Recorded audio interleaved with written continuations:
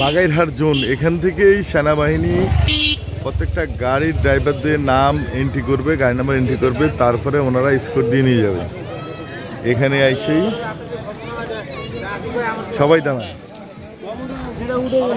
তারপরে সবাই একসাথে রওনা দিবে সাজেকের উদ্দেশ্যে।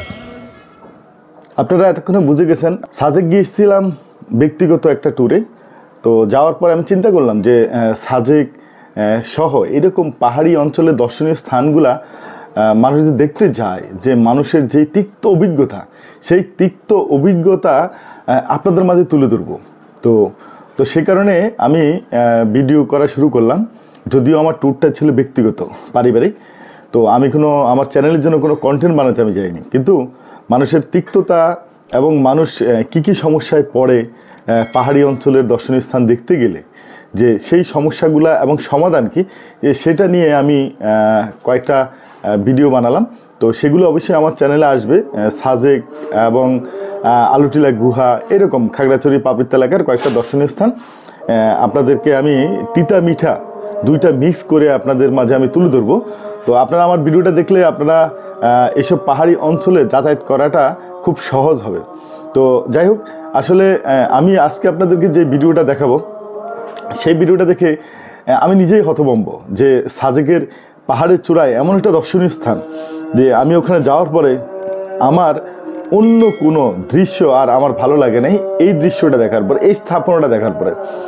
চলুন আমরা আপনাদেরকে সাজেক ভ্যালিতে নিয়ে সেই ইসলামিক সেই স্থাপনাটা দেখাই, যেটা দেখে আপনারা সত্যি মুগ্ধ হবেন।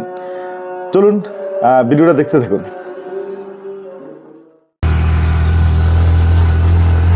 সাজেক মসজিদ, এত সুন্দর মসজিদ পাহাড়ের উপরে কীভাবে বলবো, এটা নিয়ে একটু কথা বলা যাচ্ছে।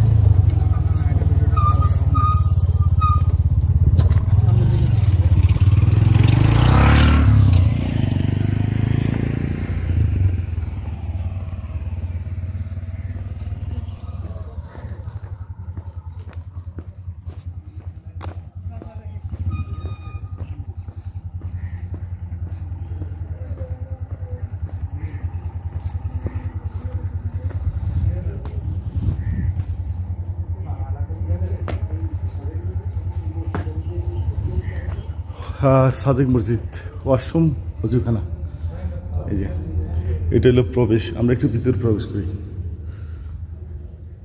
ও অসাধারণ সুন্দর।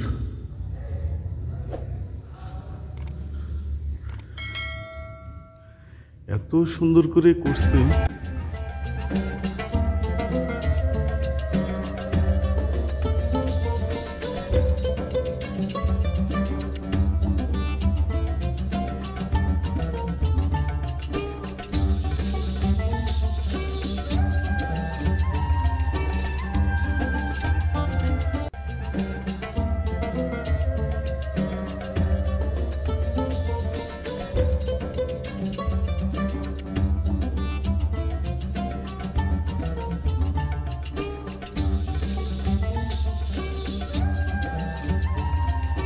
এখানে কাউকে পাওয়া যায়নি, পাওয়া গেলে হয়তো আমরা এই মসজিদের কিছু তথ্য পেতাম।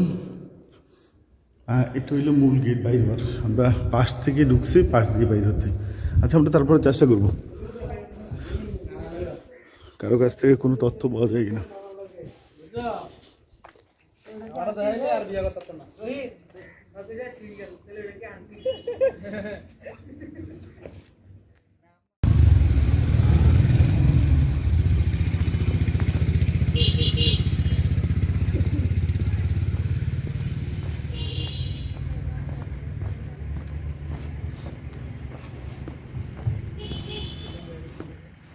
আচ্ছা, এখানে একটা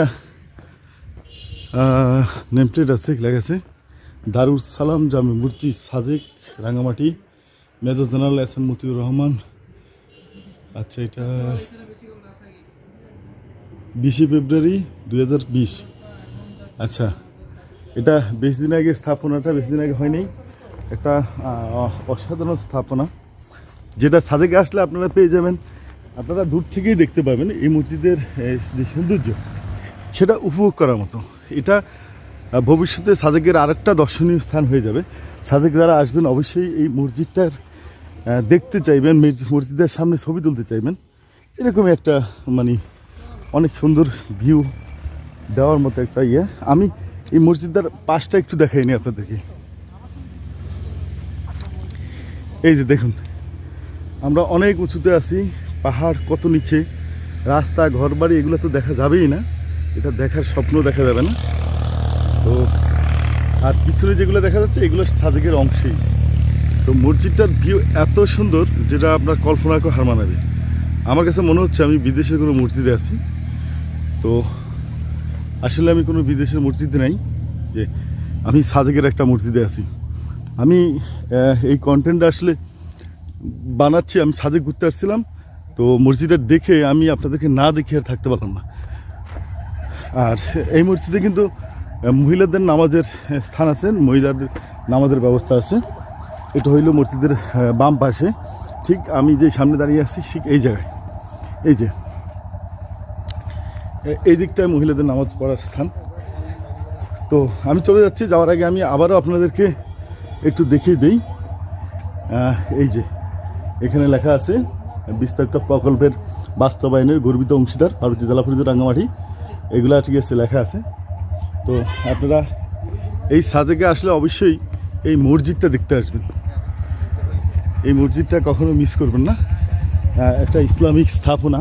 এই সাজেককে আরও বেশি মানে সৌন্দর্য বাড়িয়েছে এই সাজেকে, এই মসজিদের থেকে। আর এখানে দাঁড়িয়ে তো ভিউ নেওয়া যাবে অসংখ্য মানে সুন্দর, যেটা ভাষায় প্রকাশ করা যাবে না, এতটা সুন্দর লাগতেছে এই মসজিদ থেকে দাঁড়িয়ে যে আশেপাশটা দেখতে। দর্শক ভালো থাকেন, সুস্থ থাকেন, ইমানের সহিত থাকেন। আজকে এই পর্যন্তই, আল্লাহ হাফেজ।